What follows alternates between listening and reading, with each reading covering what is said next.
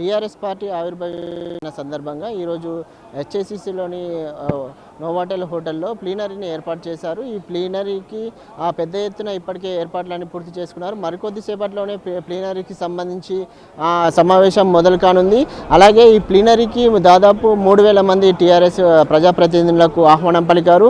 ఈ ప్రజాప్రతినిధులకు ముఖ్యంగా ప్రత్యేకంగా పాసులు ఏర్పాటు చేశారు. ఈ ప్రత్యేకంగా ఏర్పాటు చేసిన పాసులకు బార్కోడ్తోని కూడిన పాసులను వీళ్ళకు ప్రజాప్రతినిధులకు పంపిణీ చేశారు. అది ఎవరైతే పాసులు ఉన్న వాళ్ళు మాత్రమే, పాసులు ఇచ్చిన వారు మాత్రమే సభకి మీ ప్లీనరీకి రావాలని కూడా ముందు నుంచి చెప్తున్నారు. ఈ నేపథ్యంలోనే ఇక్కడ హెచ్ఏసి హోటల్లో ప్లీనరీకి సంబంధించిన అన్ని ఏర్పాట్లు పూర్తయ్యాయి.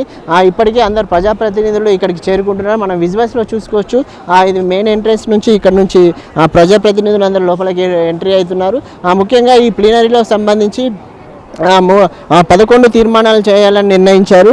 ఏదైతే యాసంగిలో వరి ధాన్యాన్ని కేంద్రం కొనుగోలు చేయకపోయినా రాష్ట్ర ప్రభుత్వమే కొనుగోలు చేస్తున్నందుకు అభినందన తీర్మానం చేయాలని నిర్ణయించారు. అలాగే విస్తృత ప్రయోజనాల రీత్యా జాతీయ రాజకీయాల్లో టీఆర్ఎస్ పార్టీ కీలక భూమిక పోషించాలని రాజకీయ తీర్మానం చేయాలని కూడా నిర్ణయించారు.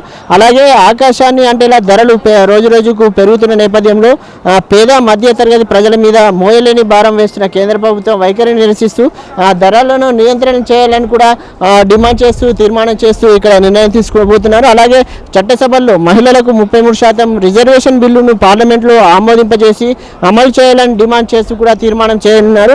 అలాగే భారతదేశ సామరస్య సంస్కృతిని కాపాడుకోవాలని మతోన్మాదానికి వ్యతిరేకంగా పోరాడాలని కూడా తీర్మానం చేయనున్నారు. అంటే గత కొద్ది రోజుల నుంచి చేసుకుంటున్నట్లయితే దేశంలో అంటే ఒక మతపరంగా ప్రజల మధ్య విద్వేషాలు రెచ్చగొట్టాలని కొందరు చూస్తున్నారని పదే సీఎం కేసీఆర్ చెబుతున్నారు.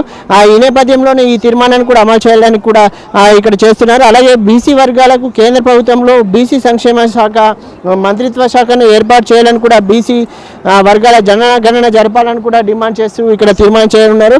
అలాగే తెలంగాణ రాష్ట్ర సామాజిక పరిస్థితులకు అనుగుణంగా రిజర్వేషన్ శాతం పెంచాలని కూడా డిమాండ్ చేసి తీర్మానం చేయనున్నారు.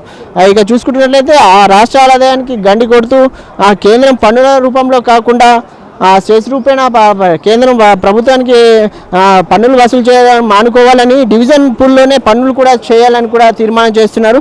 అలాగే నది జలాల వివాదం చట్టం సెక్షన్ 3 ప్రకారం కృష్ణా జలాలను తెలంగాణ రాష్ట్రానికి రావాల్సిన వాటాను నిర్ణయించి ఈ మేరకు బ్రిజేష్ కుమార్ ట్రిబ్యునల్కు కేంద్రం రిఫర్ చేయాలని డిమాండ్ చేసి తీర్మానం చేయనున్నారు.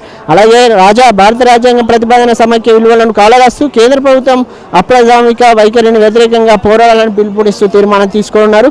తెలంగాణ రాష్ట్రంలో నవోదయ విద్యాలయాలు వైద్య కళాశాలకు వెంటనే ఏర్పాటు చేయాలని చేస్తూ కేంద్రాన్ని కూడా డిమాండ్ చేసే తీర్మానం చేయాలని ఇక్కడ నిర్ణయించుకున్నారు. ఇక ముఖ్యంగా మనం చూసుకున్నట్లయితే ఈ ప్లీనరీ ముఖ్యంగా మరికొద్ది రోజుల్లోనే ముందస్తు ఎన్నికలు వస్తాయని అనుకుంటున్న నేపథ్యంలో ఈ ప్లీనరీకి చాలా ఇంపార్టెంట్ ఉందనే చెప్పుకోవచ్చు. ఈ ప్లీనరీలో అంటే టీఆర్ఎస్ పార్టీ శ్రేణులకు సీఎం కేసీఆర్ అంటే ఏమి మెసేజ్ ఇవ్వనున్నారు. అయితే రాష్ట్రంలో ఇప్పటికే ప్రభుత్వం పలు సంక్షేమ పథకాలను అమలు చేస్తున్నారు. ఈ సంక్షేమ పథకాలన్నింటినీ ప్రజల్లోకి విస్తృతంగా తీసుకోవాలని నాయకులకు చెప్పే అవకాశం ఉందని మనం చెప్పుకోవచ్చు.